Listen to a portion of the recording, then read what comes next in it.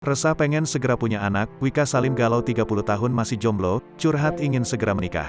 Pedangdut Wika Salim memang tak pernah absen dari sorotan publik. Selain suaranya yang merdu, paras cantik Wika Salim mampu memikat semua pria yang melihatnya. Meski begitu, rupanya kecantikan tersebut tak membuat nasib percintaannya lebih beruntung. Pasalnya, hingga kini Wika Salim masih betah sendiri dan belum juga mendapatkan pasangan hidup. Hal itu terungkap saat dirinya hadir di acara Rumpi No Secret yang dipresentri oleh Feni Rose. Di acara itu, Wika Salim mengaku jika dirinya masih berstatus jomblo. Padahal usianya kini sudah menginjak 30 tahun. Fitnah atau fakta Wika Salim 30 tahun masih jomblo? Tanya Feni. Fakta, ujar Wika Salim dengan penuh lantang. Dilansir Tribun Style pada Selasa, tanggal 5 April tahun 2022. Di balik kesendiriannya itu, rupanya tersimpan keinginan besar Wika Salim. Ternyata ia berkeinginan untuk memiliki buah hati. Namun apalah daya, di usianya yang telah memasuki 30 tahun Wika Salim tak kunjung memiliki pacar. Penginnya usia 30 tahun sudah punya anak.